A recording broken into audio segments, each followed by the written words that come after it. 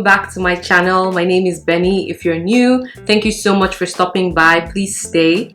So as you can see by the title already, today's video is going to be a step-by-step how to apply your makeup, and I'm going to be showing you the right order to apply your makeup. If you're interested in seeing this, please keep watching the video. So I already went ahead and prepped my skin before this. If you haven't seen my last video about skin prep before makeup, I'm going to link it in the description box below, and you can see how to layer skincare before makeup step by step. Right after skin prep, the first thing I like to do is my skin work, which is basically foundation and concealer. I like to go straight into my foundation because I don't know, I'm just eager to get that base on, I guess. But that also depends on the eye look that I'm going for. If I'm going for a heavy eye look, which is going to have like shimmer, which might give me fallout on the skin, then I'll do my eyes before foundation. On a regular casual day when I'm going for something very light and simple, I prefer to do my foundation and concealer before my eyes. I'm using the NARS Light Reflecting Foundation in the shade Macao. I'm taking about 2 to 3 pumps of this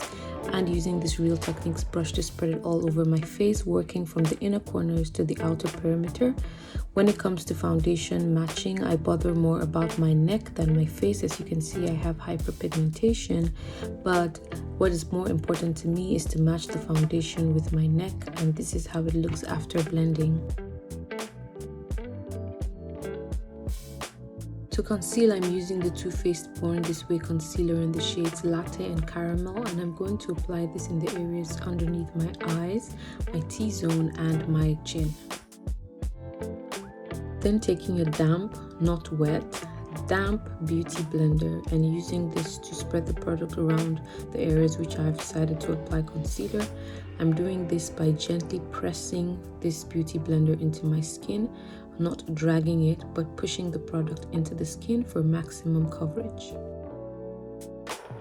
I like to take my time with this step because skin work is paramount to ensuring that the makeup comes out looking really nice.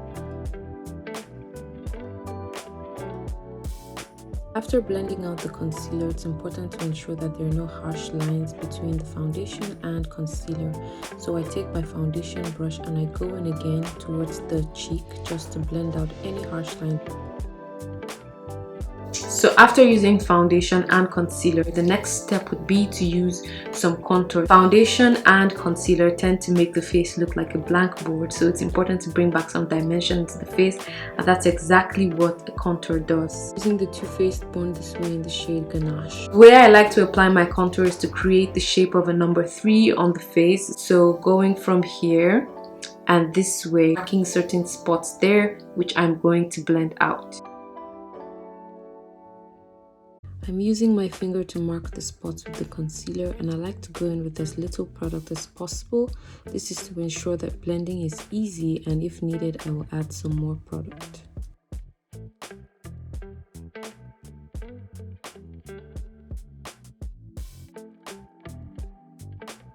After doing one side, I'm proceeding to repeat the same step on the other side of my face.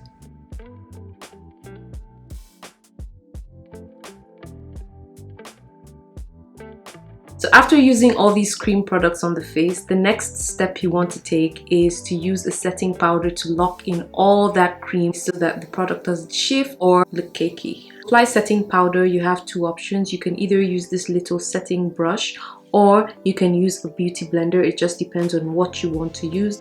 Today I'm using Laura Mercier's translucent setting powder, and I'm just taking a little of the product and applying it to the areas where I put some concealer. I think using a setting brush gives a softer finish to the setting.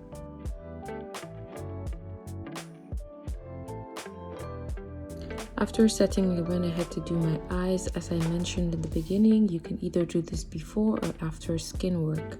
I also have a detailed eyebrow tutorial on my channel. If you haven't seen it, I'm going to link it in the description box below. It's me fixing a little eyeliner smudge I had. So after this, the next thing I like to do is set the rest of my face with some pressed setting powder. I usually use this flat powder brush. I just gently push the pressed setting powder into my face. This is to give a smooth and fine finish to the areas of the face which didn't have any loose setting powder.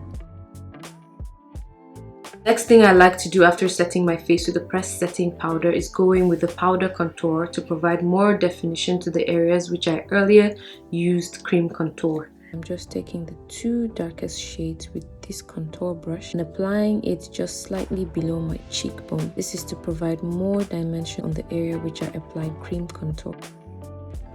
Next up is some blush, and I'm just going in with very little to bring back some warmth to my face.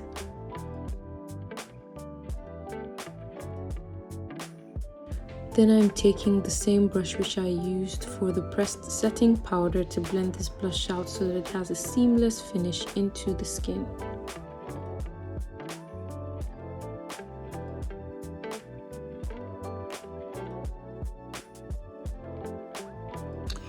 This is how the makeup is looking so far after I'm done with all my skin work and eyes.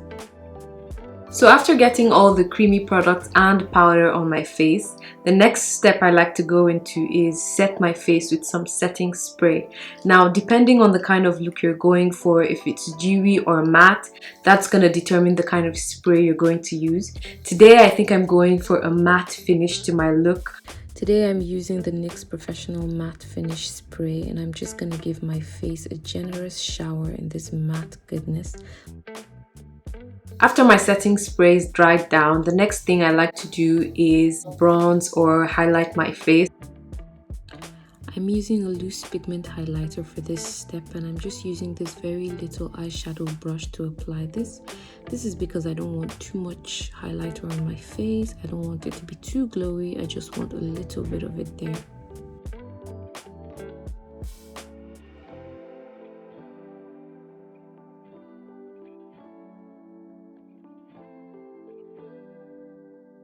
So after highlighting, my face is pretty much done. The only thing left is my lips. I'm going for my signature ombre brown lips today, and I'm just using this brown pencil from MAC and then following it up with a lighter nude shade.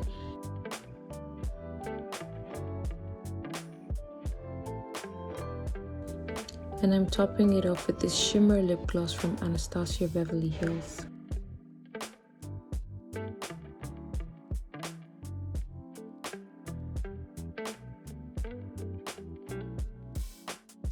Okay guys, so this is the final look. I finished my makeup and this is how it's looking. I'm going out tonight with this, and I think I like how it turned out. Everything is sitting right where it's supposed to be. So yeah, thank you guys so much for watching this video. I hope you found it really informative and helpful. Let me know your thoughts about this process and this look in the comments section. If you haven't subscribed to my channel, please go ahead and do so. This helps me grow. And also follow me on Instagram, which I'm going to link in the description box below. Thank you so much for watching, and until next time.